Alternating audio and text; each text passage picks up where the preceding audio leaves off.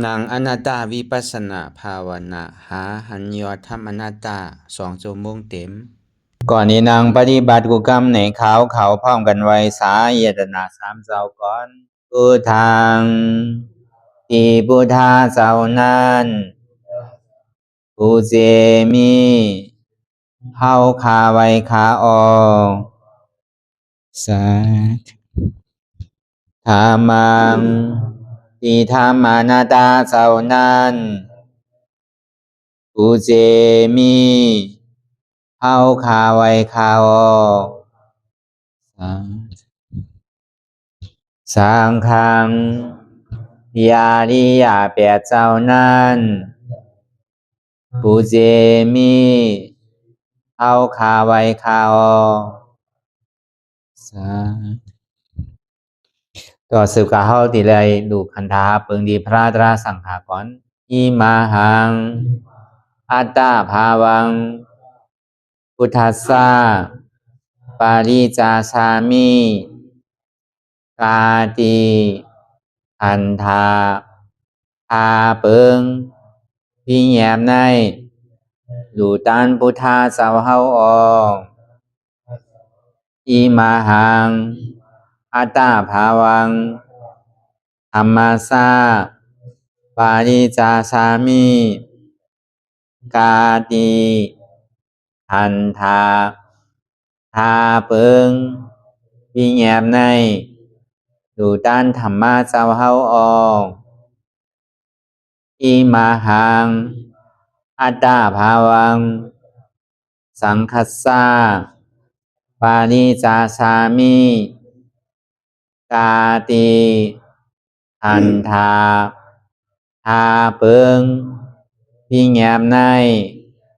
ดูตันอาริยสังขาสาวเฮาออกต่อสิกว่าเฮาก็อ่อนกันเนาะผู้หลวงที่ปุญญาก็ปันโตอริยเจ้ากุเจ้าก่อนอริยเจ้ากุเจ้าค่ะในยามเมื่อไหร่ก็ดีอันข้าวอ่ำหูเสเลตั้งกามลงสามเปิงไหลวนพิษไหลลาพิษไหลเหตุพินมาเจอนานแค่นดอปดปล่อยวางความบันขาวเขาอย่าให้เป็นอันตรายลงอันเหตุตามาโผนิปานันสกันติคโนมโนกัมมังวสีกัมมังกายกัมมังแสมมุเรวนพิศลาปิตัวเอพิมาติอาริยะเจ้าภูเจ้าสวรรค์พ้นความไม่ถินไม่ใช่นำกองการนั้นขินในยามในจึงข้าวก็บินเสียสมมาเขาปวุนทีวิสิตาธรรมะตังโดอาริยะเจ้าเขาภูเจ้าสวรรค์พ้นความไม่ถินไม่ใช่นำกองการนั้นขินในยามในจึงสังวาเจ้าเขาภูเจ้าภูบายกิเขาภูก็ภูคนแสมมุเรวนพิศลาปิตัวเอพิมาติตนตัวสาวตั้งหลังนั่นในสังพยามโยนั่นในสังในก็ภูสังเป็นอันตรายเหตุมาผลนิพพานเจ้าไหวใส่ให้ทัศนานสีภาวตระปันยาได้เป็นอันตรายให้จำมาผลนิพพานตอนนี้กว่าวันตามเมื่อตาเฮจงกันอาหันทุกข้าทุกข้าเป็นอนัตตาเยาเดียวอนัตตาตาเปอัตตาที่วิจิกิสาเกลียสานั่นเลยมดสิ่งเก่งหายกว่าในภาวะสัตว์ในอังแผงมันคือเลยห้าไหวผลยันห้าขามปุยนิพพานก็เย็นขันภัยสกรรมหลวยตาเนาะสาธุลายกันนังอนัตตาวิปัสสนาภาวนาหาหันยอดทำอนัตตาในวันต่างสุดในก็เรานางขาไก่กุดขากว่าทับต่างขาซ้ายก็ในอันนั้นขาซ้ายทับต่างขากว่าก็ได้มือสองคอนต่างตักไว้เอาไว้ตัวเขาสื่ออย่าวิเคียงป้นนะอย่าวิย่อนย่านป้นนะพวกเราในเย้ารับหูเนอเปิดตัวอย่างปีอยากพอมือเข้าใจหลีเอาอิดสร้างตื้อกำน้ำรับตาเนอเปิดได้อย่างปีอยากตัวที่มันนอวิญญาณธาตุใจเดียนเท่าหูนั้นอันไรเสียนอันไหนที่มันพูดบอกเกิดขึ้นเป็นมานั้นคือเขาหมอว่างเป็นอนัตตาไป ก็กล่าวอันตั้งเขาไปหันเจ็บไปหันทุกข์ไปป่องใจเหนืออนัตตาตัวเกาะตัวตีลมเคยใส่เขาออกอันตั้งเคยใส่เขายาวๆเคยใส่ออกยาวเคยใส่เขาลึกๆเคยใส่ออกลึกๆเขาในเขาวนวาเกิดออกในเขาวนวาตายเขาในเขาวนวาเป็นออกในเขาวนวาลูกปองในเขาวนวาเกิดเวียบในเขาวนวาตายไหนเพราะเดี๋ยวความหังหลีวาเนี่ยเป็นลูกเพราะเดี๋ยวความหังซาวาเนี่ยเกิดแล้วตายทีแต่มันลูกมาทีเดียวกันเกิดเป็นแล้วก็ลูกตายทีแต่ในลองตั้งเกิดตั้งตายในโจเลียดเมื่อนกำเดียวก็มันหูตายก็คือมันมีลองตั้งสืบเป็นสืบลูกสืบเป็นสืบลูกอ่านนับคำอะไรจังว่าการเปลี่ยนเฮาวนทัดตัวในลองตั้งเกิดตั้งตายเนี่ยตีเกศส่วนมันในก็คือเขาก็หมออิ่มนั่นแหละก็ห้ามหาเส้นตามตาดีป่นมันในก็ผู้ว่าเกิดก็ตีตายผู้ว่าตายก็ตีเกิดเหมือนหนังข้าวานั่นแหละตาดีขึ้นเกิดเป็นก้นก็มันเป็นรองตั้งขันใจว่าขันใจซื่อหือไหนอยู่ในตาอยู่ในต้องข้าวตั้งหัวเกาเดินชิบเดินลุ่มๆเนี่ยวนตัวอย่างนี้มันดีทุกข้าขันใจมันก็หืออันก้นอยู่ในต้องเราก้นอันมันก็มันดีขันใจก็คือละวนทัดตัวอย่างนี้อันกว่าบ้างเมียวอันใครกินเนี่ยป้อมในกินเย้าน่ะป้อในกินเย้าก็เปียมีก็การเรียนกว่าสอขามาก้นอันจับต้องมีต้องนั่นเขาก็ที่ได้โทบในญามาเหมือนกันหนังเก่าอันเขายามมีลูกยามมีผัวมีเมียนั่นมันขานใจว่าก็คือละในข้าวตั้งของเก่าเดินชิบเหลืองนั่นอยู่หลายพุทธคำพระราเป็นเจ้าว่าลองตั้งตายนี่อย่าวิกูว่ากูนอนในพอใครตายกั้มไงอยู่นอนโดนแอเย่าน่ะป้องใครกว่าในไว้น่ะว่ะอยู่ไอ้เขาแก้นคอตายในก็มีอยู่กับโดนปีนตายกว่าก็มีอยู่ไอ้กึ่งกลางตายกว่าในก็มีลองตายนี่มันไว้น่ะว่ะก็วันนั้นแหละพอเฮาไหลมาถ่อมมายินลองตั้งการวิปัสสนาแน่ก็บอกว่ามันเป็นลองตั้งเตียนมันเจ็ดเตียนมันหมันเมียนจือใจป้นตีนั่นเลย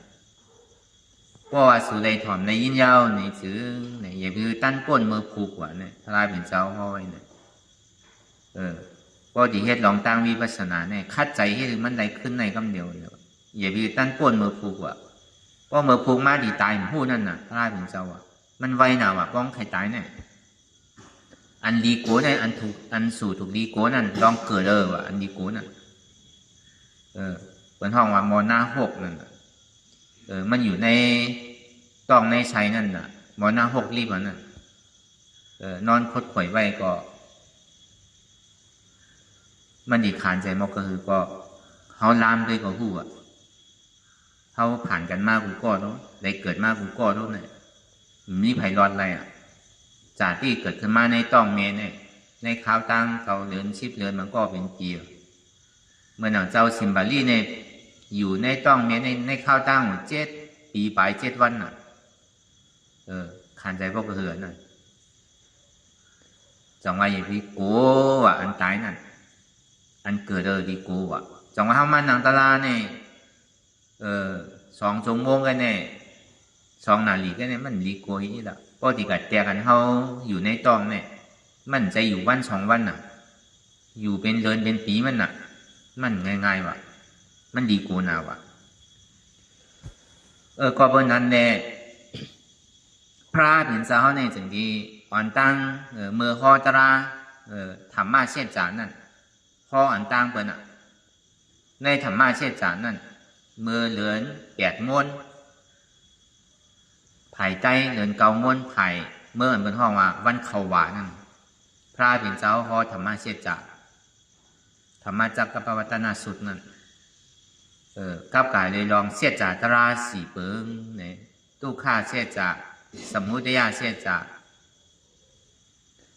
นิโรธาเสียจากมรรคเสียจากก่อความไตหวานนั่นผลอโจทุกข้าเหตุทางเงาอจองทุกข้าผลอโจสุขข้าเหตุทางเงาอจองสุขข้าเสียจากอันหมันแมนหรือในก็มีเย้าทุกข้าเสียจากทุกข้าเดียนมันมีเต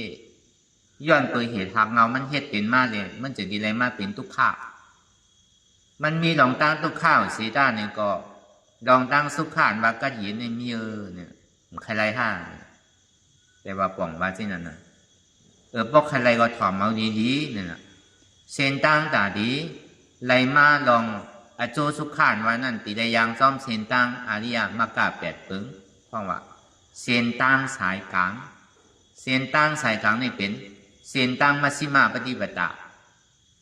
เส้นตั้งสายกลางนี่เป็นสมาธิที่สมาสังกัปปะสมาวาจาสมากัมมันตะสมาอาชีวะสมาวายามะสมาสติสมาสมาธิพอยอแก็บนี้ปิญญาศีลายกสมาธิสองว่าสมาธิและศีลานั่นเองเพราะว่ามันกึกจ้อมปิญญาจึงที่ห้องว่าเป็นศีลศีลาสมาธิของพุทธศาสนา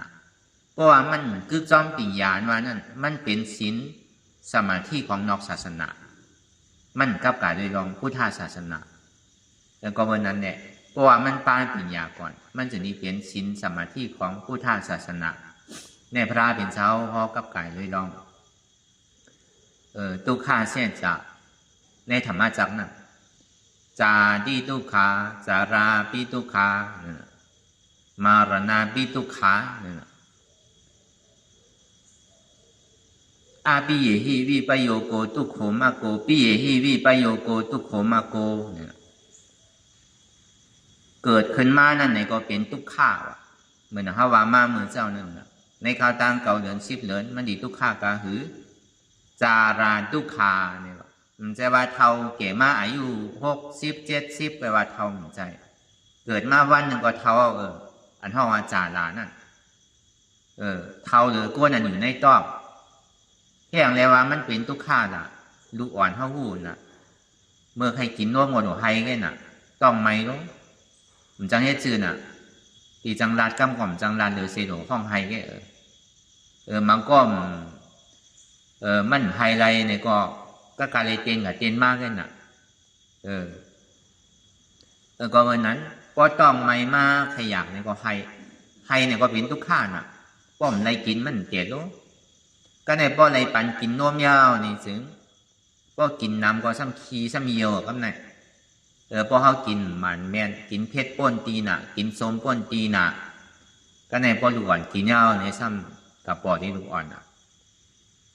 เอาต้องกว่าต้องเฮซ้ำโหนหายโยกหายาก็ไหนเมมันก็เลยทิ้งลองตั้งกินอะไรมันเพชรป้นอะไรมันไม้ป้นในข้าวตั้งอยู่เลยเนี่ยทีไรเฮ็ดเต้เฮ็ดน่ะต่อถึง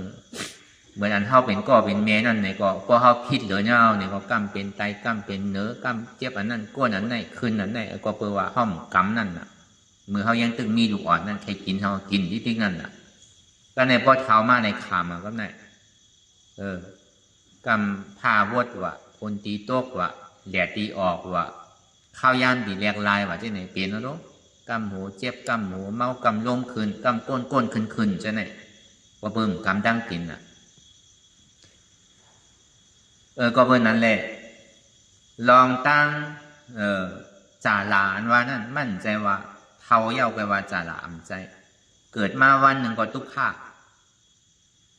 มันจังจอยตัวเจ้าใจเจ้าเก่าน่ะหรือเสียว่าหนูหมอห้องไฮเปิงเลี้ยวอ่ะ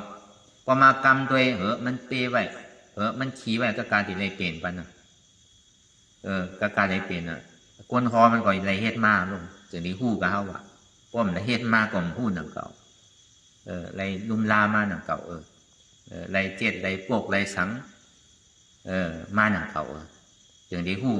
ตึงขึ้นจังเลยเล่าว่าป้อลูกอ่อนอยู่ดีเนี่ยกำขี้ว่ะกำเยี่ยวว่ะกำหลกว่ะพอวางอย่างนี้ก็ซ้ำให้ทีไรเจ๊อะไรอื่นไปในก่อนน่ะ จนดีเตะก็ในพอเตะแล้วพอหาดีกับว่าซ้ำไห้แทงโอ้ทุกข้าน่ะมีลูกมีล่างก็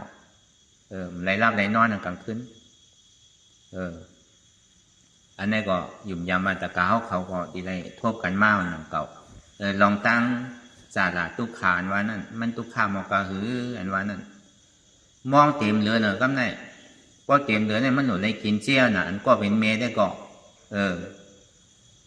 มือยังตื่นอยู่เดินในกินยังก็แมนกินยังก็คิดน่ะมันใจว่าก้นเกิดมาไกลก้นอันรุ่มลาก็ทุกขาซ้อมก็เบอร์นั้นเลยอันนั้นเนี่ยมันเป็นรองตั้งสังเวกาตะลาใหญ่ๆลงเมื่อกูปอกที่ห้องหูน่ะมือห้องไม่ให้การตะลาเมื่อเขายังตึกเป็นเจ้าสั่งเจ้าจ้างเหมือนอย่างเจ้าเขามาจ้างมาเหลียวเนี่ยเขาก็ถามว่าของดีในมีในวานของจานในมีในจ้องหนังเก่าหันเป็นมีลูกมีเมียควายเป็นหนังเก่า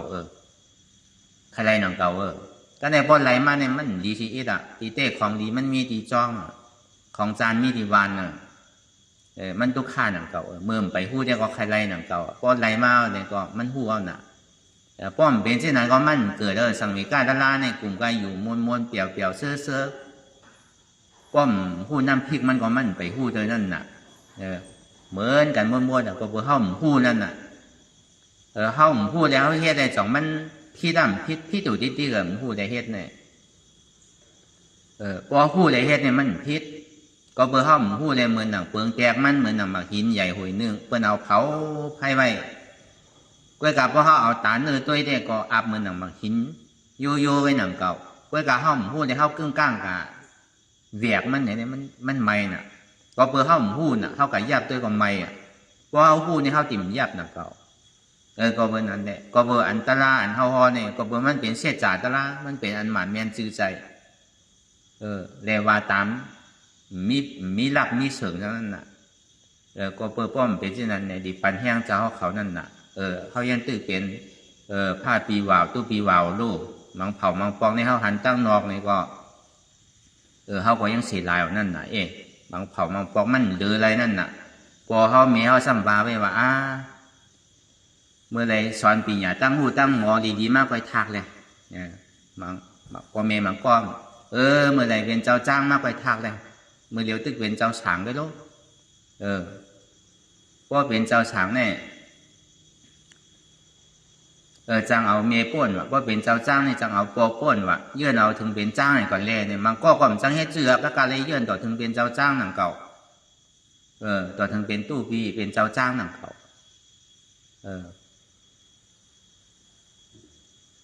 อันก้นหอมันก็เป็นที่นั่นหนังเก่าเยื่อนเอาถึงเป็นก็เพิ่มหรือกำปออะไรเนี่ยก็การเลยเยื่อนเอาหนังเก่าเยื่อนถึงเป็นเจ้าจ้างเลยหวานนั่นถึงออกว่าก็ทักกันเดียวก็เพิ่นนั่นแหละ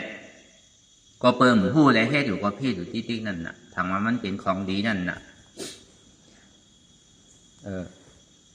นี่ก็คือเขาก็หู้คือเขาก็หันป่องเจียงเลี้ยงใจไว้มันง่ายๆอย่างเก่าในการที่มาเตะมาเฮ็ดมาสร้างมันต่อง่ายๆอย่างเก่ามันเป็นกองทุกข้าลงนี่เขาว่าลองตั้งเขียนจ่าตี้ทุกขาจาราทุกขาเท่าแก่มาเย้าเนี่ยก็เต็มเลือนมองเต็มเลือนเนี่ยก็หลุดพึกคอมพึกการพึกไปพึกอุบพึกลัดเป็นลูกอ่อนก็ทุกข้ามันเป็นลูกอ่อนใครของเรียนเมี่ยวเอาของก้นลงปันเขาก็เรียนอะไรเขาก็ให้ใครของเรียนเขานั่นน่ะมันก็อันก้นขายของเรียนก็นั่นผู้ว่าลูกอ่อนมีติดอะไรก็เขามาหาขายที่นั่นบางปองในโปรเมย์พวกใครลืมจังให้เสือลูกอ่อนซ้ำไทยห้องใครน่ะมันก็ตู้ข้ามมันหนังตึกเว้นดูอ่อนอยู่ก็ในต่อถึงก็เป็นบ่าวเป็นสาวมาเนี่ยก็ตู้ข้ามเหมือนบ่าวเหมือนสาวหนังเก่าตู้ข้าซื่อล่ะก็ดูเจอปอเมซ้ำเจอก็ปอเมเจอลูกซ้ำเจออันนี้ก็เป็นตู้ข้าหนังเก่าเมื่อหัวหลงเงามันได้มีก้อนเหลียวก็ในปอมีบ้านสองก้อนซ้ำใกล้พิษกันนะเมื่อใหม่ๆได้ก่อนพิษนะก็ในปอหึงเป็นหึงมาแน่ใกล้พิษกันมากครับเนี่ยก็ใกล้พิษกันมากใครมีลูกครับเนี่ยพอมีลูกเนี่ยมันดิมันก็มีหนึ่งโย่เนี่ยติ่มขี้เอาขี้เหลี่ยโย่เนี่ยพอมีลูกมากกว่าเหมือนหนังฮาวานั่นน่ะมันใจก่อเดี๋ยวว่ารู้หลายก่อน่ะ มือเขายังตื้ออยู่ห้างกล้วยได้เขาอยู่จอมปอจอมเมก็ปอเมเขาว่าสังอ่ะเขาไปลูกขิงไรให้นอนขิงไรก็ป้องได้ป้องนางเก่ามันป้องเต้ๆนานๆก็เขาว่าก็เนี่ยพอมีลูกมีเมมามีผัวมีเมมาเนี่ยมันไรเอาน่ะป้อมหมอเฮ็ดหมอหาปอเมเนี่ยก็หรืออะไรจังเฮ็ดซื่อหือเลี้ยงดูก็ซ้ำการทำไรเลี้ยงป้าหลานทางเลี้ยงหลานน้องการเลี้ยงป้าเหรียญทางเฮ็ดก่อยให้มากก้นเท่าทุกข่ายย้อนมันการตั้งดีก็ป้อมไรเฮ็ดกลุ่มการดูมาลุ่มลาดูหวานอยู่ที่ก้อยการจังเฮ็ดซื่อก็การอะไรกินจังไปดูหวานนั่นน่ะปอเมเขาซ้ำกับเฮ็ดการซ้ำส่งเงินมาปันอยู่น่ะก็ห้ามเลี้ยงก็เปิ้นส่งปันเฮาลูกเฮ็ดก่อยให้มาเป็นคนกินจังไปดูหวานก็ไหนกินจังไปร้านการตั้งหนีป้อมได้เฮ็ดนั่นน่ะขิงขาข้าวยามมันพอถึงเอาเนี่ยก็กลุ่มการดูต้วยลูกต้วยร้านอยู่ในก็เป็นทุกข่าก็ในถึงที่เท่าที่เก๋มาเนี่ยในอายุ60-70มาเอาเนี่ยถึงมีหูกอหนกมีตากอโมมีเขียวกอวางมีเนื้อมีหนังกอเหี่ยวลูกหยาบนั่งหยาบไปหยาบลูกกอข้างหนังกอข้างมากอันนั้นจาราทุกขาเกื้องเหี่ยวเนี่ยตะกาวเขาก็อายุสากลหนำมากกว่าหู้มากอันเท่าขึ้นลงจำวันเนี่ยก็ใครเดือดใจอันนั้นที่ก็กินข้าวก็ไปกว่าคืนมาทางมันก็ขานใจใครห้างไผ่ห้างมันออกจ้าหมายเย่พองออกไปอยู่ดีพองถ้าอยู่ในวันในเมืองได้กินแน่นอนในที่ในจ้าหมายเย่มันดีไปอยู่ดีก่อนก็ดีตอนนั้นเป็นก้นหนุ่มเนี่ยมันไรกินนอนเนี่ยก็ห้ามหมอไปหมอกว่าซ้ำมันพองเกาะเลือดลมมันก็ใครเตี้ยวดีก็เบอร์นั้นเนี่ยจาราทุกขาเนี่ยเพียที่ปีทุกขาเนี่ยเป็นย่อกาตั้งเจ็บตั้งไม่ยุ่มดีกินบ้าน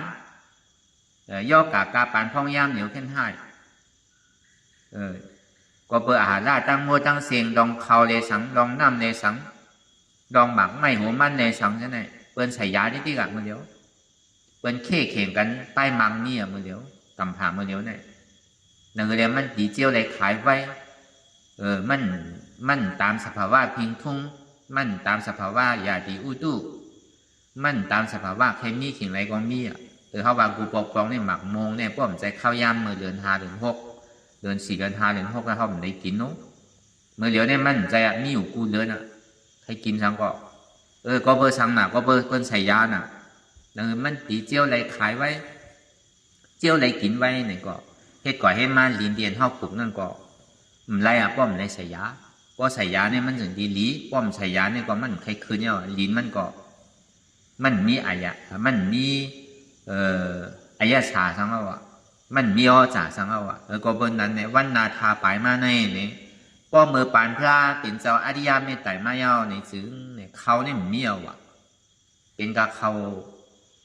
ชาดีมดแกปลูกไรจ้อมหวยจ้อมร้อยแกอันตีเป้งเนี่ยมีเอาป้อมนี่ก็มันดีเป็นวันกวนเมืองกวนหมดเลยโย่ว่าเต้ก็แล้วก็เบอร์พระอริยเมตไตรเนี่ยที่มาชอดเอาวิเนี่ยสัตวะเนี่ยนำนาวทำปุณหรือผ้าเป็นเจ้าก็จะมาเฮาเนี่ยแล้วก็เบอร์สร้างบารมีไม่อยู่สิพวกว่าสังไขไปเชนกัมพาวพระเป็นเจ้าอริยเมตไตรเนี่ย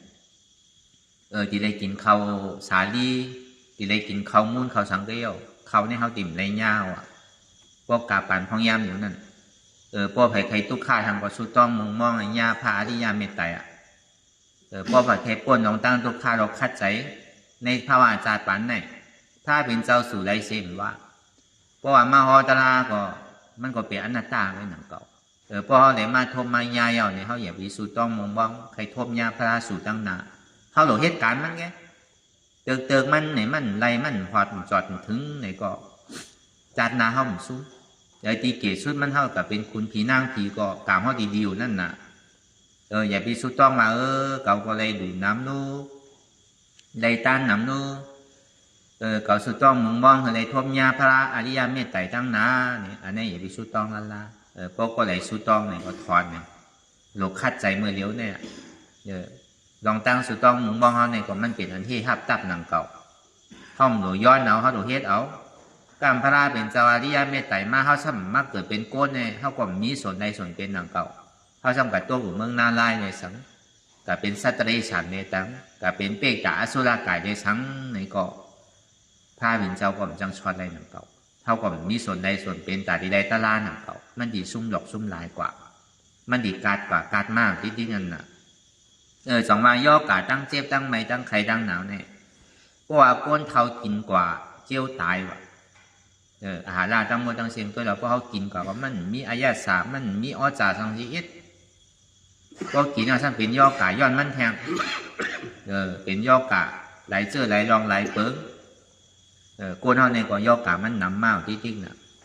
ก็ดูอ่อนกินทำเจียวใหญ่ว่ะอาล่าเมื่อเดียวตัวเราดูอ่อนเมื่อเดียวเนี่ยเป็นก้นใหญ่ก้นโดมันน่ะก็ใหญ่โดยปอโดยแมวน่ะอายุ12เลยเนี่ยตัวปอใหญ่ปอสูงอ่ะน่ะตัวได้ใหญ่ใจมันใหญ่อ่ะมันหูสังเตอร์โดมันเป็นเช่นไหนกว่าก้นเท่ากินเจียวตายว่ะป้อมยาก็ตายอ่ะย่อกาเมื่อเดียวเนี่ยกล้วยกาป้อยาเนี่ยซ้ำย่อกาซ้ำน้ำว่ะ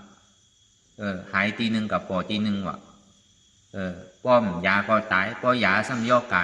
ซ้ำน้ำขึ้นแทงอันนี้พวกคนเฒ่าป้อด่วนกินห้ามเจียวใหญ่อันนี้ห้องว่าแผดที่ปีตุขามาละหน้าปีตุขาเนี่ยพวกเราพอดีจำตายมาเนี่ยมันตุขาผ่านใจเนาะว่ะกำน้ำขี่ป้อหลันเยียวป้อหลันว่ะน้ำหูน้ำตาป้อไหลป้อหยดมันขานใจป้อแต่นั่นเสียงห้องเสียงสันเนี่ยป้อโอนโตกว่าหมดว่ะป้ออะไรเฮ็ดไว้ก่อกระโจมันดีตายเนี่ยก็มันง่ายๆมันตุขาขานใจเนาะว่ะบางก็มันไปใครตายโกตายน่ะก็เป็นอันห้องอันให้โกอะไรผาดยานกันบางก็ซ้ำใครตายซ้ำไปตายก็เลือใจก็การลองตั้งตายที่หัวมันรอดนำเผาเยาว่ามันดีนานตาย5เจียวตาย5ตีได้คำเบตันนานนำ5เก๋5จองวันหลังเอาเฮ็ดไว้ซื้อหือจองเขามีปืนฐานตะลาไว้อยู่5อันนี้เป็นคอลำลองหรือเปิ้นอันเขาไม่ให้กันตะลามันเดี๋ยวก็เป็นนั้นอ่ะกำในอาปิเยหิวิปโยโกตุโขมาโกปิเยหิวิปโยโกตุโขมาโกเนี่ยว่าอันเตียนเฮาหักเฮามักเฮาเจอเป็นดูเฮาเลยสังเป็นอันเฮาหักเฮาหุ่มนั่นเลยสังอำผาดดีกว่าซ้ำผาดตายว่ะนี่ซ้ำเป็นทุกข้าว่ะเฮาว่ามีดุถ่อมกำว่ากำง่ายแดดเซลมีปิญญาตั้งหูสงคือเขาเห็นดีเห็นลายก็มีปิญญาตั้งหูมากกับอยู่วันเปิ้นเมืองเปิ้นซ้ำขึ้นใหญ่เมืองเฮาด้วยถึงดีจบมาปิญญาตั้งหูเสียงมายาวเนี่ยซ้ำกับเดียนาเฮือนเนี่ยกับเฮ็ดเคยเปิ้นเนี่ยกับเฮ็ดไปเปิ้นเนี่ยเอาก้นเท่าอยู่อยู่เฮือนไปหอไปเฮือนดุแต่กว่าอยู่วันเปิ้นเมืองเปิ้นเอาอ่ะมากกว่าหึงมาหนึ่งปอกมองปอกย่ำมากก่อนก็มีอันเนี้ยลูกอันถ่อมกำว่ากำง่ายอันที่ลูกอันเฮาหักนั้นนั่นเนี่ยซ้ำในผาดยานเฮาว่ะนั่นผาดยานรีบว่ะกว่าอยู่ไกลว่ะก็ใจถึงนั่นน่ะอันนี้ก็เป็นทุกข้าว่ะอาปิเยหิวิปโยโกตุโขมาโกเนี่ยอันก้นวายหยาบเดือกำซ้ำใหญ่อยู่จำเฮาที่ว่านี่ก็เป็นทุกข้าว่ะเนี่ยอันถ่อมกำซ้ำอยู่ไกลอันวายหยาบซ้ำอยู่จำอันนี้มันเป็นทุกข้าเสียจ่าเสียงเนี่ยว่ะอันนี้ก็เฮาก็ซ้ำขึ้นบนทัดตัวมันใจใจเป็นเป็นสองเฮาได้ทั่วได้ย่าอยู่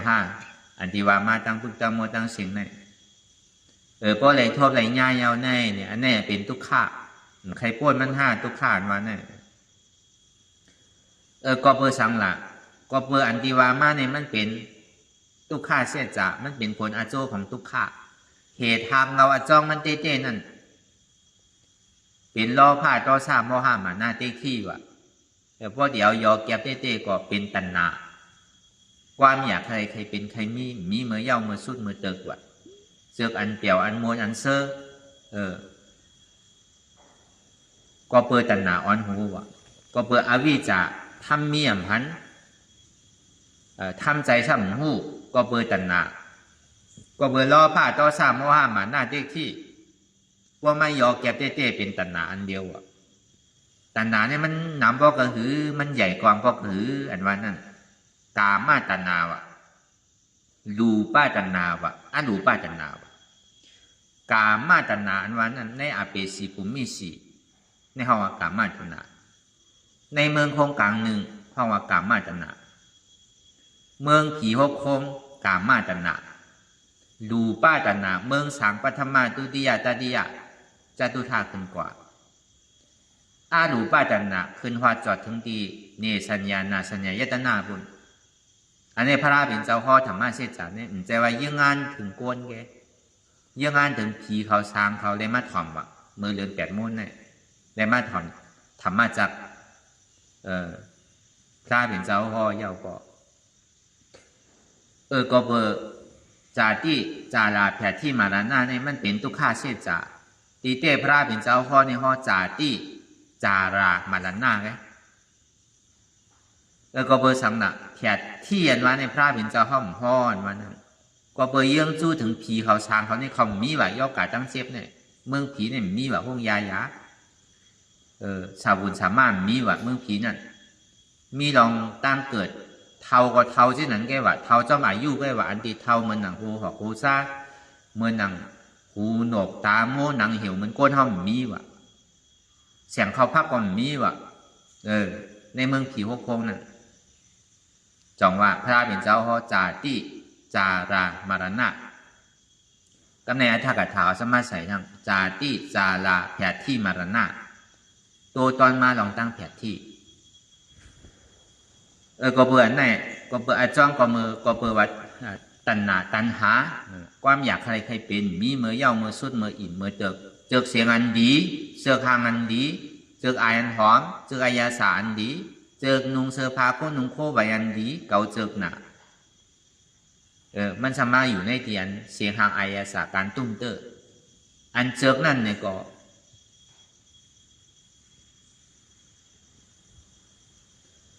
เป็นสุขาเวทนาอันนำเจอนั่นเนี่ยก็เป็นทุกขาเวทนาอันเจอก็รู้อันเจอรู้นั่นก็เป็นอุเบกขาเวทนาอันนั้นมันเข้าในอุเบกขาเวทนาในเป็นอารูปาตัณหา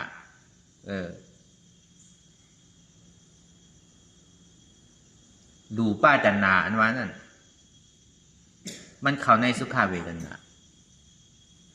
กามาตัณหาเนี่ยมันเข้าจ้องทุกขาเวทนาสุขาเวทนาล้อกันแล้วก็เบอร์นั้นมันป้นตัณหาน่ะความอยากใครใครเป็นก็เย้าอันนำขยักใครใครเป็นก็เย้าเพราะว่าเมื่อไหร่ยังตึกว่างเป็นอุเบกขานั่นมันไปใจเด้อว่ะอันในตัณหาเนี่ยมันเกิดตีเสียงตีหางตีหูหลังตีซบตีโตตีใสอันนี้มันเป็นเหตุทางเอาจองมันจึงดีในตัณหาในเวทนานั่นมันสืบตามกันกว่าเพราะเป็นเวทนาก็เพิ่มมีเวทนาจึงนี้มีตัณหาก็เพิ่มมีตัณหา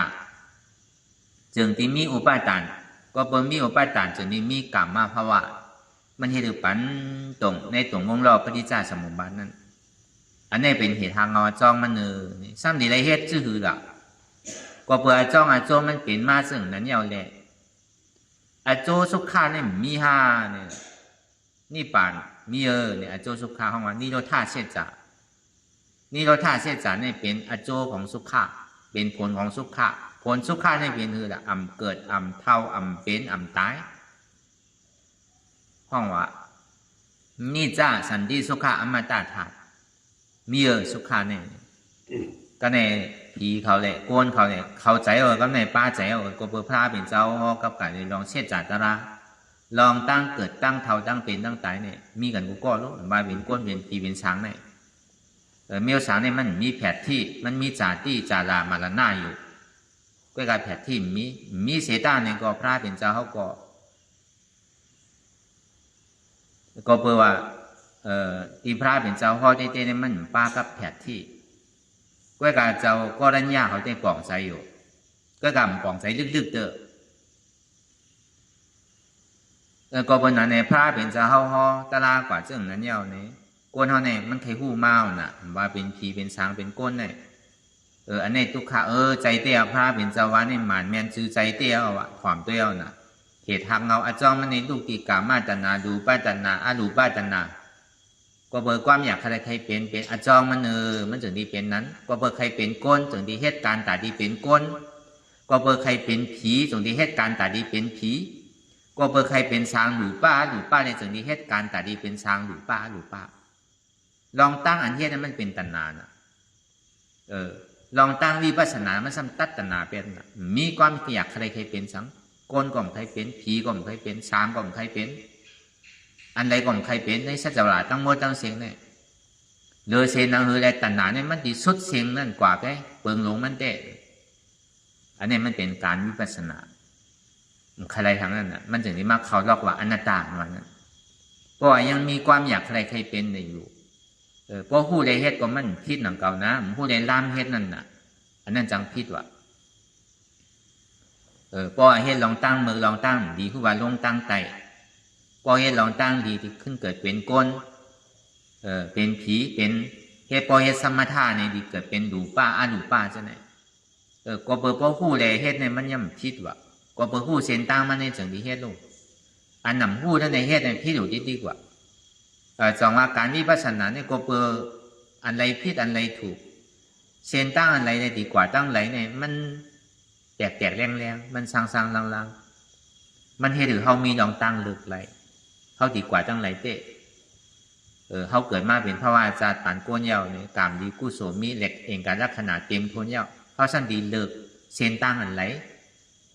อันนี้ก็เอาไว้กำหนึ่งก่อนก็เมื่อนั้นเนี่ยใครไรเนี่ยใครก็ใครไรก็หรอกกำไหนผีก็ซ้ำใครตายรู้ใครเกิดใครตายรู้ผีก็ก้นก็ซ้ำใครเกิดใครตายรู้ช้างก็แค่ใครตายทั้งใครเกิดใครตายทั้งเพราะเกิดได้มันพูดมันเหมือนหนังเจอพันในวืดขึ้นกว่าเนื้อกลางเท้าเอาลงมาดีเนื้อเมืองเพียเลยปือลงมาเจอพันนั่นหัวมันดีกับจับตีไรน่ะเจอพันในมันเลิกไรรู้ก็ดีกับเลิกเกิดที่คุณหัวค่ำก็ในก่อนก็ดีกับเลิกเกิดที่อันเมืองขึ้นใหญ่ใหม่สูงก่อนเนี่ยมันเลิกไรวะผีเขาช้างเขาเนี่ยเดือเสวาเจ้าอารองเขาไว้ว่าอันเลิกไรนั่นก็เพื่ออายุอาสาย่ำไปสุดเลยมันซ้ำเป็นเจ้าปารามีแต่ที่ลงมาสร้างปารามีเนี่ยจนที่มีคุณผีเขาเมื่อผีปั้งเอาเลยอันนั้นได้เลิกไรวะว่าเป็นเจ้าปารามีเป็นเจ้าหนออารองเขาแต่เดือเสนั้นเนี่ยมันมาเลิกไรวะมันใครเป็นสังว่าเป็นที่น่ะเหมือนนั่งกาปานพระเป็นเจ้าเข้ามาเป็นนกยุ่งคำนั่นเมื่อหูดูมไปเป็นนกยุ่งนั่นมันเจ้านี่เป็นคุณผีอยู่ในเมืองผีน่ะก็ในไหวเสียตายเป็นผีเอาเนี่ยก็สมาเป็นสัตว์ที่ฉันอากูโสมังเจอมังลองมันมาสุ่มงามไว้เอาเนี่ยซ้ำไรกับตัวเป็นสัตว์ที่ฉันนั่นน่ะ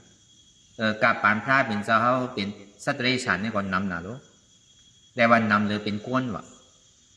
ตัวหนังพระเป็นเจ้าเนี่ยย่ำรอดไรน่ะมันเหมือนเท่าเนี่ยมันดิกขดาหังเราแค่นไก่เอาเพราะเขาเห็นหุ่มพึ่งไว้ได้ก็มันง่ายๆนั่นน่ะอันดำร้องเนี่ยเขาหลบปล่องใจเงี้ยน่ะก็ในเพราะเป็นสิ่งหันยาวเนี่ยพีเขาช้างเขาถึงที่ถ่อมตีเลยเฮ็ดชื่อแหละเพราะเป็นนั้นเนี่ยเขาก็ตั้งใจถ่อมกันตีเลยยางซ้อมมัชฌิมาปฏิปทาอ่ำเทียงป้วนตีอ่ำหย่อนย่านป้วนตีตีเลยยางซ้อมอริยมรรคแปดเปิงสมาธิที่สมาสังกัปปะอันเนี่ยเป็นคออ่อนโหโทนาสุดตีพระเป็นเจ้าพ่อเนี่ยลองตั้งหันนันหมันเมียนลองตั้งวัวนันหมันเมียนอันในจุ่มหนึ่งสอมมาในสมาวาจาสมากรรมันตาสมาอาชีวะ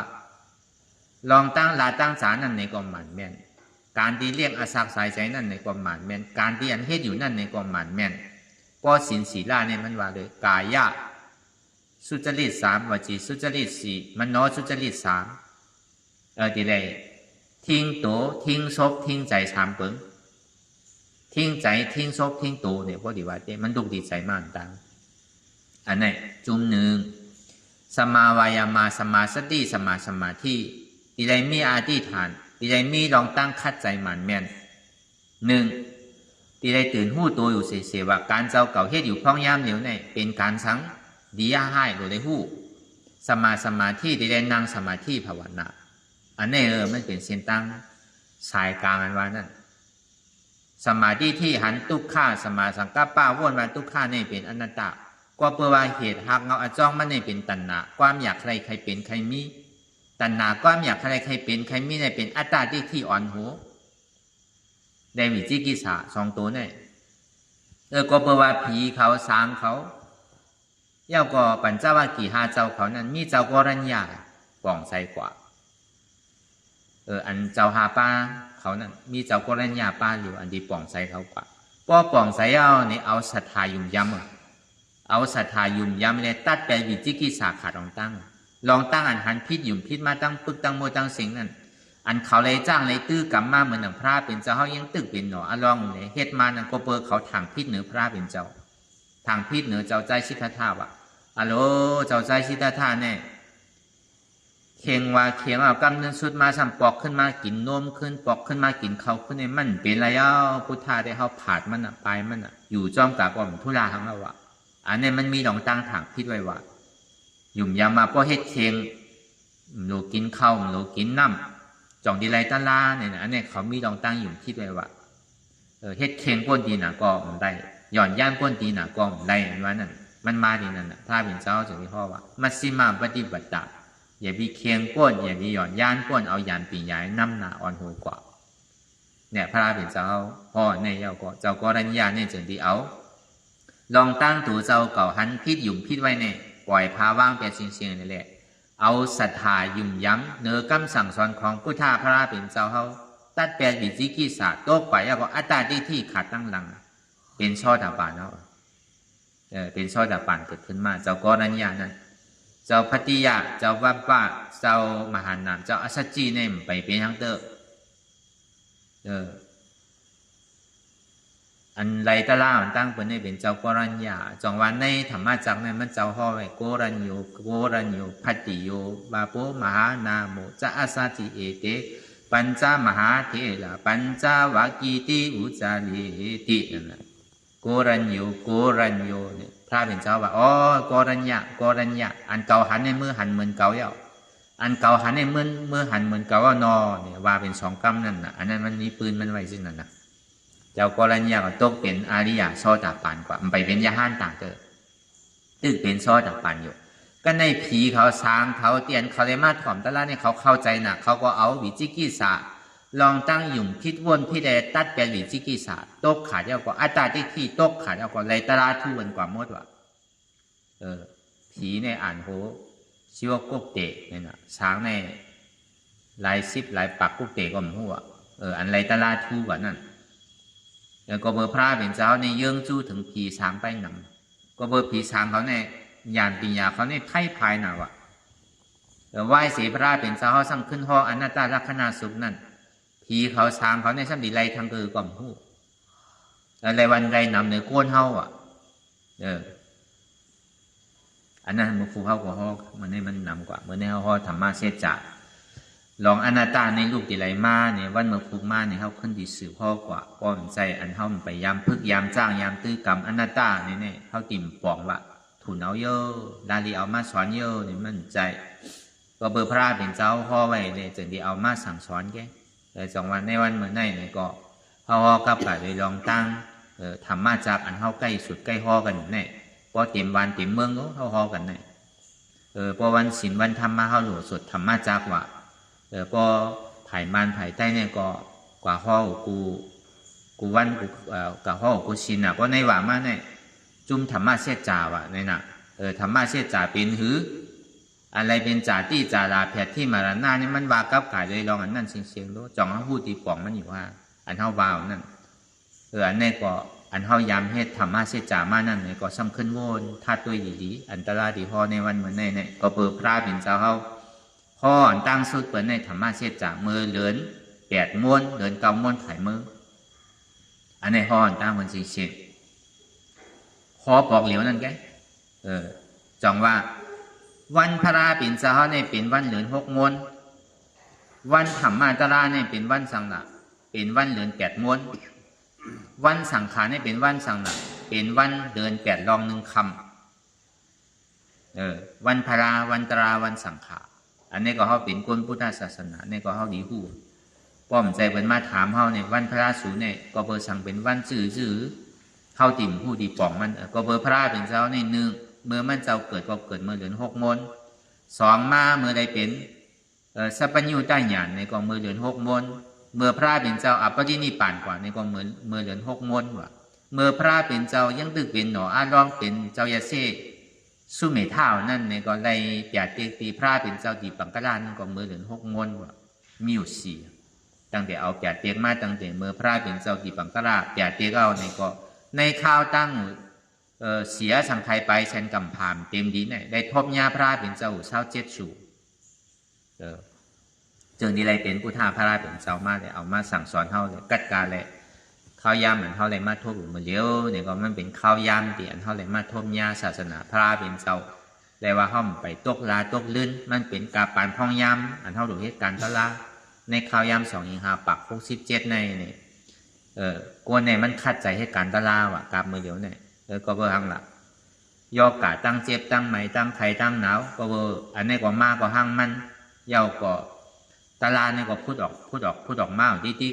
ก็อะไรก็เป็นสงกันเหตุการณ์ตลามันก็เป็นข้าวยามที่อันศาสนาเฮิงเปิ้งใส่ว่ะกาปันพ่องยามอยู่เนี่ย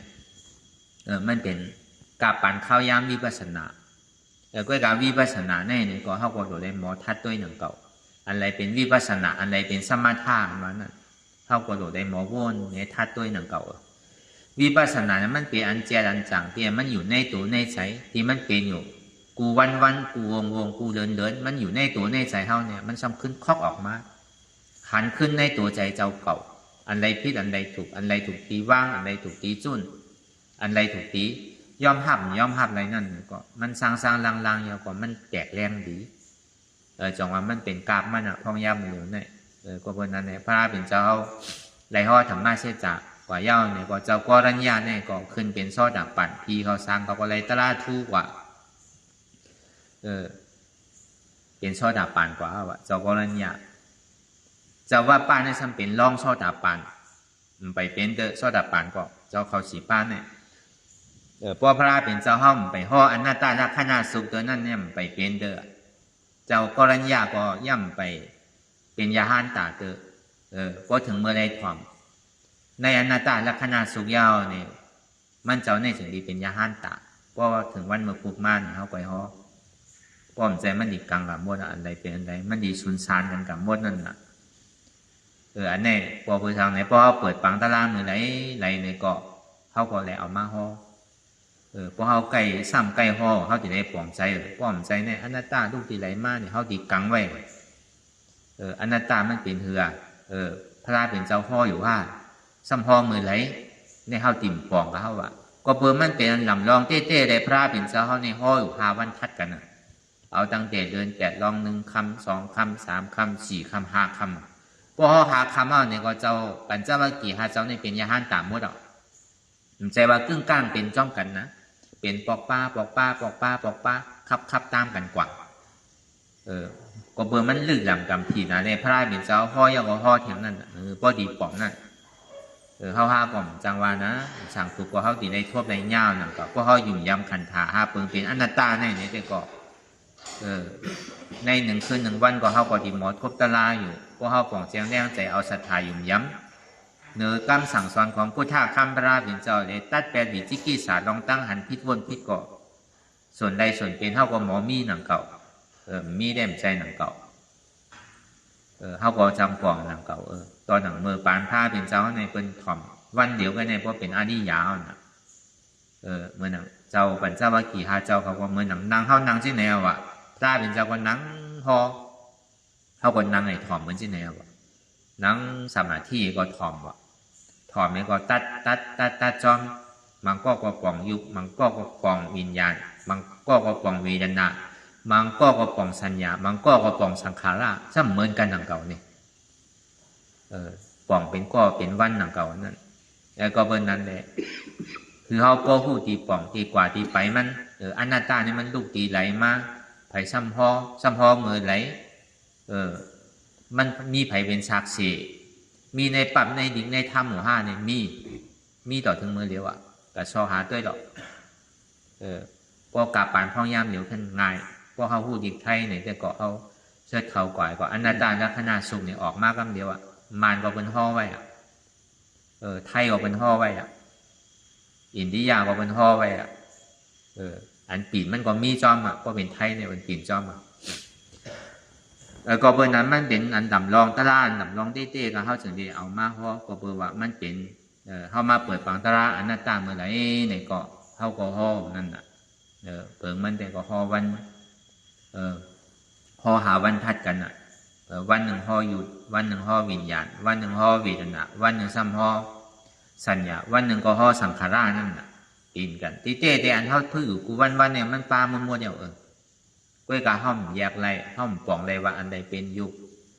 ขันธะอันใดเป็นวิญญาณขันธะอันใดเป็นเวทนาหน้าขันธะอันใดห้ามเป็นสัญญาหน้าขันธะอันใดซ้ำเป็นสังขารหน้าขันธะว่านั้นเขาแยกอันใดก็เขาว่าตีเต้มันปลามัวเสียงอันที่เขานั่งรับตาตั้งเด็กซิโกต่อไปตีเนี่ยมั่นใจตัวเขาอันว่านั้นมันก็เป็นอยู่ป้าขันธะน่ะดูป้าขันธะอันนี้จะดูป้าขันธะตุขาดูป้าขันธะอนัตตาน่ะอันเขาอยากว่ามั่นใจตัวเขาในปองว่าดูป้าขันธะอนัตตาก็ในเพราะว่ามาดีใจเดียนมันพ่งปิวอันเขาทิ้งไหนในใจเนี่ยก็มั่นใจของเขาอันว่านั้นมันเบียงน่ะมันเป็นวิญญาณนักขันธะปีตุกวิญญาณนักขันธะอนัตตาน่ะอันเจ็บเนี่ยก็มั่นใจของเขามันเป็นอนัตตาอันว่านั้นเบียงน่ะเวทนานักขันธะอนัตตาอันที่มันกะต้องไว้อันเจ็บอันเสียบอันไม่นั่นก็มั่นใจของเขาเนี่ยนั่นเป็นสัญญานักขันธะอันที่มันมีลองตั้งสืบเป็นสืบรู้แหลกลายค่ายกว่าสืบเป็นสืบรู้แหลกลายค่ายกว่าอันนี้ก็มั่นใจของเขามันเป็นอนัตตาอันนี้เป็นห้องว่าเป็นสังขารนักขันธะอนัตตาเอานั้นดีเจเนี่ยอันมันเข้าใจง่ายๆในยุคตัวเขาใจเขาเจี๊ยบเขาอันสามตัวเนี่ยพอมาหยอเต้มันมีเพราะว่ากว่ามันมีหาเป็นขันธะหาเปิงยุคนั่นก็เป็นยุคใจนั่นก็พอมาหยอมันมีอันเดียวมันเป็นนามเชียงในเวทนาสัญญาสังขารนี่มันมาหูจู่เป็นนามก็กับว่ามันเพตื้นนะครับเป็นเวทนาในเวทนานั่นเนี่ยก็ซ้ำเพตื้นกว่าเป็นสัญญาในสังขารที่เรียกว่ามันเป็นอันเดียวกันมันอยู่ในเจี๊ยบเชียงอันเจี๊ยบเนี่ยมันตื้อจอมเวทนาก็ใจมันสัญญาก็เป็นมันสังขารก็เป็นมันในสามตัวเนี่ยอันเท่าเย็นอยู่กูมือกูวันเนี่ยก็มันเป็นขันธะเปิงเป็นอนัตตาเป็นอนัตตาลักษณะสุขกำเดียวก็คือเขาพูดตีป่องตีเปียวอันใดเป็นอันใดเนี่ยเขาเจ็บเป็นอันนั่นก็เขาว่าก็ในเดือเสนั่นเนี่ยอันมันเป็นปรมาเต้เนี่ย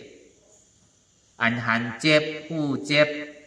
แต่พอดีว่าเจ็บเนี่ยมันมีหาเจ็บหันเจ็บผู้เจ็บหับเจ็บตองเจ็บยาวกว่าเจ็บมันแหลกลายกว่าอันหันเจ็บเนี่ยเป็นยุคเป็นดูป้าขันธาอันหู้เจ็บเนี่ยเป็นวิญญาณนักขันธาอันหับเจ็บนั่นเป็นเวทนานักขันธาอันต้องเจ็บอยู่นั่นเนี่ยเป็นสัญญานักขันธาอันเจ็บที่มันแหลกลายค่ายกว่านั่นเนี่ยเป็นสังขารนักขันธาดีว่าใจหันเจ็บเนี่ยเป็นยุคใจหู้เจ็บเนี่ยเป็นวิญญาณใจหับเจ็บนั่นเป็นเวทนาใจเดียนมันต้องเจ็บอยู่นั่นเป็นสัญญาใจเดียนเจ็บมันแหลกลายค่ายกว่านั่นเป็นสังขารแต่พอมาเพจตื้นมันมีอยู่หาแต่จงว่าเอาเดียนมันง่ายเดียนเท่าของแจงแรงใจดีหันอยู่หู้อยู่ยอมหับอันหันอยู่นั่นเป็นยุคอันหู้อยู่นั่นเป็นวิญญาณอันหับอยู่นั่นเป็นเวทนาสัญญาสังขารจงว่านั่นก็ที่มันเป็นปรมาเต้ก็ใจเจตสิกยุคนิพพานยุคก็เป็นยุคใจก็เป็นใจเจตสิกเพเป็นสามัญเจตสิกนั่นก็เป็นเวทนาสัญญาสังขารนี่เป็นเจตสิกก็เพิ่งมันมีลองตั้งแหลกลายค่ายยังไม่ถึงที่ห้อเป็นเจตสิกใจเวทนาก็เป็นเจตสิกใจสัญญานั่นก็เป็นเจตสิกใจสังขารนั่นก็เป็นเจตสิกเจตสิกเนี่ยมันมีลองตั้งแหลกลายค่ายกว่าอันใจเนี่ยมันมีลองตั้งแหลกลายค่ายกว่าก็ตัวดีๆก็มันก็หู้อันเดียวนั่นแกมันมีลองตั้งแหลกลายค่ายกว่าก็เมื่อไรเนี่ยมันก็เฮ็ดก็เจตสิกเนี่ยก็มันก็มีลองตั้งแหลกลายค่ายกว่าเช่นนั้นแกพอมาหยอเต้ก็มันมีตัวเดใจมีอยู่เรียนหนังมันเป็นเช่นนั้นมากก็เฮาว่าอันนี้เฮาว่ากับกาโดยลองอนัตตากับกาโดยลองพระเป็นเจ้าพ่อเมื่อใดธรรมะจากอ่อนตั้งพอลองตั้งเกิดสังเวกาตละลองตั้งเกิดเท่าเป็นตายเนี่ยก็เพื่อมันเป็นเศษจากอันมันแม่นเป็นธรรมะจากพระเป็นเจ้าพ่อปั่นธรรมะจากนั่นปั่นธรรมะจากปั่นปฏิจจสมุปบาทปั่นลองตั้งในชัจจวาระตั้งโมตั้งเสียงเนี่ยพระเป็นเจ้าเขาพอปุณตาผีเขาช้างเขาก็ไหลหูไหลหันจ้อมไม่ได้ไหลตลาก่อนวันนั้นพระเป็นเจ้าเอาลองตั้งตื้อตั้งอันไหนเลยยื่งจู้ถึงผีช้างไปนำนี่แหละ วนในพอจึงดีปองก็เหลียวก็ถึงเมื่อข้อนันตาลักษณะสุขมาในจึงดีปองกว่าเป็นก้อเลยสังขารเนี่ยจึงดีเกิดขึ้นเมื่อเดือน8ลองหนึ่งคำเพราะว่าเจ้ากรณียาปองแจงแรงใจเอานี่จึงดีย้อนเขาในศาสนาพระเป็นเจ้าก็ย้อนเขาในศาสนาพระเป็นเจ้าก็พระเป็นเจ้าห้องเอามาเอหิภิกขุนี่ก็เย็นเป็นเจ้ามาเทเมื่ออายุมีอยู่50 วาเนี่ยนะอันหนวดที่มีไว้นั่นก็ทากว่าห้างก้อยหูที่อันยาวนั่นก็ขูดกว่าห้างก้อยพาอันที่นู้นก็เย็นเป็นพาสังการกว่าเป็นห้องเอหิภิกขุพระเป็นเจ้าห้องบวชห้องปันนั่นง่ายกันน่ะเมื่อปานพระเป็นเจ้านั่นแล้วก็เปิ้นมีเปิ้นช้างมาหนังเก่าอันนั้นอันนี้เฮาว่าลองตั้งฐานเฮาที่ได้มาถอมมายินในมั่นใจของง่ายๆอันเฮาที่ได้มาจ้างตื้อกำเนี่ยก็พอห้อมฮัดเต้ๆคัดใจเต้ๆก็ห้อมได้มาจ้างมาตื้อมากำหนังเก่าก็เปิ้นนั้นอันมันเฮ็ดง่ายไล่ง่ายเป็นง่ายไล่ย่อซ้ำลายค่ายเนี่ยเป็นอันเฮาเฮ็ดอยู่ของยามนี่ว่าเฮ็ดง่ายซื่อเนี่ยพอมีตัวมีใจเนี่ยเขาก็ใจว่าหยาบสงะมันดกกับตัวอย่างน้ำอย่าพีพื้นอย่าพีหนึ่งอันใดเสียนอันเจ็บก็ย่าก้นก็ย่าคืนก็ย่ามันพูดบอกเกิดขึ้นเป็นมาพูดบอกมาดีตัวว่ามีตัวพูดบอกมาดีใจว่ามีใจพูดบอกว่าดีเจ็บว่ามีเจ็บหมูเปิ่งเพราะงำเหนือมันไหลอนัตตาเฮ็ดง่ายไรง่ายเพราะตัวกว่าที่ก็เจ็บมันดีกว่าหายกว่าทุกข้ามันดีกว่าหายกว่าก็ในอารูร้องไม่อย่างนี้เกิดขึ้นมาเนี่ยก็มันดิตาแปลตาที่ขาดตกกว่าเฮ็ดง่ายไรง่ายเป็นง่ายว่าตาที่ตกกว่าวิจิกิจฉาตกกว่าก็เป็นอริยะก็เป็นอริยะก็ค่ายเอาอริยะในปองว่าเป็นก้อนกว่าตั้งน้ำบอกขึ้นตั้งหลังว่ะมันค่ายขึ้นเอาว่ะมันถึงที่ไรมาผลนี่ปั่นตั้งน้ำมันมาทางเจ็ดจับเนี่ยถึงที่ไรเข้าส่วนมหาคัมกว่าจอมพระเป็นเจ้าอยู่ที่ไรก็ที่ไรเมื่อที่นั้นกล้วยกาตายมันดีป่องใจในเข้าใจในมันหยาบนะวะก็เบอร์สังน่ะมันมีก้นสอนเท่านั้นน่ะมีก้นบอกเท่านั้นน่ะมันจะดีหยาบพวกเขาเป็นพวกเป็นพระเป็นเจ้าห้ามนั้นก็เป็นปัจเจกพุทธาห้าเนี่ยได้กลมดุสดาสุมาเนี่ยมันหนุนสอนดูเฮ็ดเอาห้างกล้วยดูสร้างเอาห้างกล้วยโดยเสนั้นอาคาสวากาก็ย่อมมหาสวากาก็ย่อว่าอีไรมีสลาวตอนอย่างเจ้าสารีบุตรตลาเนี่ยเป็นมหาสวากาปีกว่าพระเป็นเจ้าน่ะในท่ากระดาษในพระเป็นเจ้ายกยองว่าอันก็มีปิญญาโดยเสเจ้าป้วนพระเป็นเจ้าก็โดยเสเจ้าสารีบุตรตลาเนี่ยมีไผแตกว่าลองตั้งปิญญานั้นพระเป็นเจ้ายกเอาเป็นปีกว่าพระเป็นเจ้าน่ะเมื่อหนังเจ้ามุกกะหลานนั่นเองก็เป็นปีกไส้ลองอภิญญาพูดถึงหน้าไล่ขึ้นกว่าถึงเมืองผีไรมีสารอภิญญาไรนั่นเป็นเจ้ามุกกะหลานในพระเป็นเจ้ายกยองกันนะตอนหนังเป็นเช่นนั้นอยู่เซต้าเนี่ยก็ยังไรมีเสียสุมาน่ะเหมือนหนังเจ้าอัศจีนั่นก็เบอร์เลยถอนตะลาอจองตุกขะอโจตุกขะเพราะว่ามีอจองตุกขะอโจตุกขะก็มีเพราะอจองตุกขะรับกว่าอโจตุกขะนั่นก็รับกว่าว่ากับกาเลยลองหาหันตัดถึงนั่นน่ะเพราะว่ากันนั่นก้อยก็ว่าลองตั้งเสียจากเหตุทางอจองตุกขะเลยอโจตุกขะเหตุทางอจองสุขะเลยอโจสุขะก้อยก็เจ้าสารีบุตรตลาดนั่นก็เป็นช่อตาปานกับคำเดียวนะตัวแต่ในถ่อมกันได้ไงมันซ้ำขึ้นเอากรรมมันเนี่ยกับบอกขึ้นดีได้ก่อมันอันเป็นเจ้ามุกกะหลานนั่นมันก็เป็นช่อตาปานกับนี่ก็ยังหนุนในมีเสียชุ่มมากอันเท่าในแค่ห้าเท่าแค่หนุนในมีหนุนในถ่อมนั่นน่ะเดี๋ยวเสียพระเป็นเจ้าในปัจเจกาเนี่ยมันดุเดี๋ยวเสียนั่นเนี่ยในมีเสียชุ่มมากมันหมดจงว่าเฮ็ดง่ายไรง่ายเป็นง่ายไรย่อมไรค่ายด้วยการตาดีป่องใจในหยาบเฮ็ดหยาบไรหยาบเป็นหยาบไรย่อมช้ำลายค่ายง่ายนี่เป็นสมถะวะเฮ็ดได้เฮ็ดง่ายของนังเก่าด้วยรวมถอยใจเอาที่เอาไว้ยงไว้ที่ใดในนึงพุทโธก็พุทโธอรหังก็อรหังอานาปานสติก็ตัวลงเขาออกเฮ็ดได้ง่ายอยู่วะด้วยการไรหยาบนาวะเฮ็ดง่ายไรหยาบเป็นหยาบแล้วทำลายค่ายง่ายวะเพราะมันเป็นโรคผีก็หัวมันค่ายอยู่ด้วยน่ะเหมือนอะไรยาเซอุตกายาเซติวิรายาเซนั่นอายุ ตีเวลายาเซนี่มีอยู่ 80,000 เสียงกำพาแต่พอสุดยอดสันติตกมากขึ้นน่ะมันป่วนอะไรรู้จังว่าเฮ็ดง่ายไรอยากเป็นอยากได้เอาสำลายค่ายง่ายว่านั่นเป็นโลกีว่ะเป็นสมถะว่ะอันเฮ็ดง่ายไรง่ายเป็นง่ายไรย่อมลายค่ายก็การตัดดีป่องใจในอยากซั่นเป็นวิปัสสนาว่ะอันนี้ก็เขาป่องแจ้งแรงใจในเข้าใจก็วันนั้นในก็เขาวนดีๆวนยาวๆเข้ายามถึงอย่าไปว่าไพ่ป่นตีอย่าไปว่าเทิงป่นตีเตียนเฮาหันเตียนเฮาวนเตียนเฮาวนเตียนเฮาหันนั่นถึงเพ่งเป้งกันวนต่อถึงเจ็บนั่นปอสุดวนต่อถึงทุกขาปอสุดตัดต่อถึงอัตตาปอตกพุดขาดกว่าอันใดที่มันพุดปอกเกิดขึ้นเป็นมานั่นคือเฮาหมอวางเป็นอนัตตาไหลนี่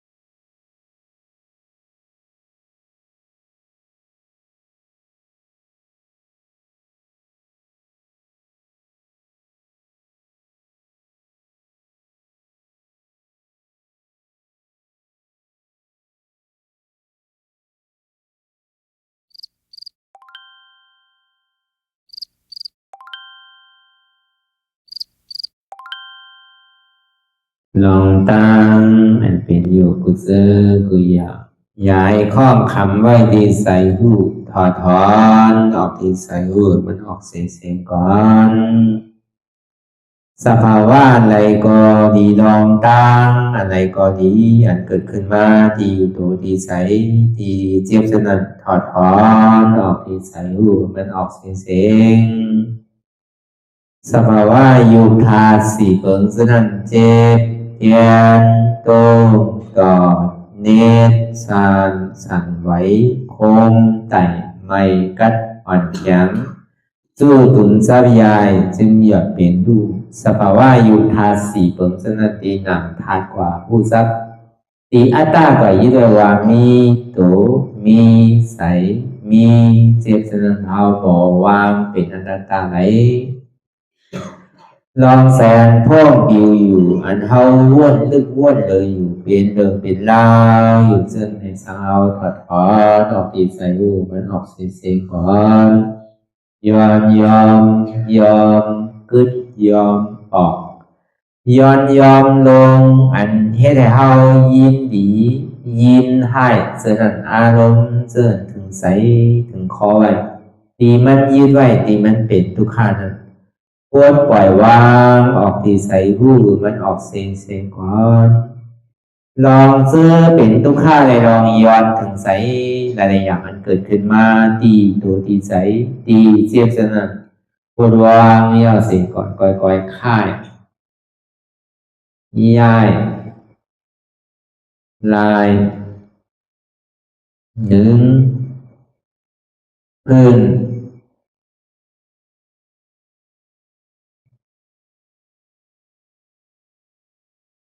พยายามไหนค่อยๆเปิดตา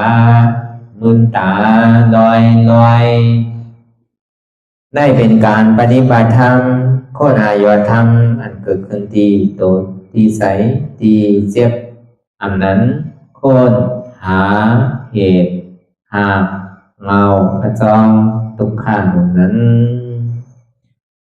ต่อสื่อการในเฮาที่ได้ส่งเมตตาถึงเวเนียสัตวะตั้งหมดตั้งสิ่งก่อนอิดาเมบุญยังอาสวะคายังนิบานังวาหอตุมาปุญญาภากังสเปสัตตาสมาลาพันตุอีตังเมปุญญังอันเฮาคาไลมาตือกรรมปฏิบัติวิปัสสนาภาวนาหาอันยอดธรรมอนัตตาในอาสวะคายังเปียนันถาสัพตัดเปนาสวะสีเพิงเสียวแลนิพพานังตีนิพพานันขอดูให้ถึงเสกัมติคามาปุญญาภากังพรดีอันคา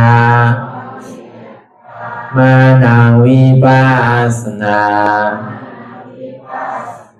ภาวนาทรงยืนปันสเปสัตตานังเอวปอเมสลาญาติกาดึงเคเจอเคได้ก็แลจากว่าสัตวาทั้งสิ่งดังดวงนั้นสมาลาพันตุอะไรพรดีนำกันตั้งเฮาคา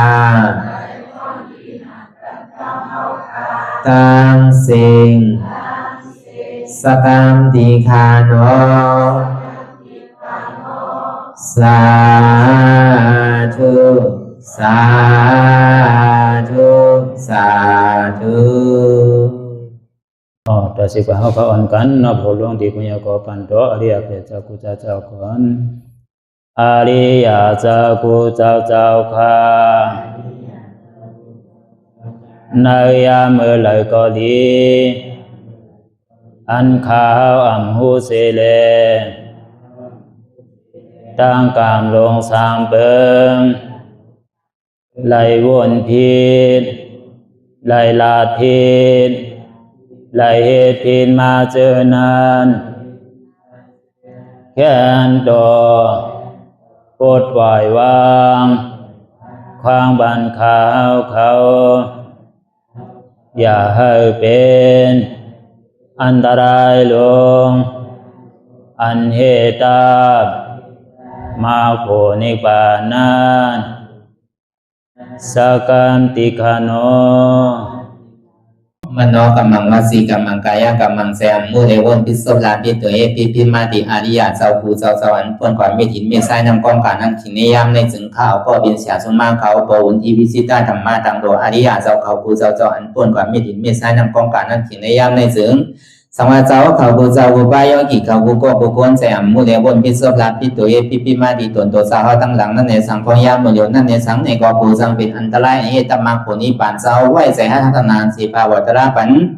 ยาได้เป็นอันตรายให้จำมาผลนี้ปันตอนนี้กว่าวันตามเมื่อตาเฮจงกันหาหันทุกข้าทุกข้าเป็นอนัตตาเยาเดียวอนัตตาตาเปอัตตาติวิจิกิสาเกลียสารนั่นเลยมดสิ่งเก่งหายกว่าในภาวะสัตว์ในอังแผงมัน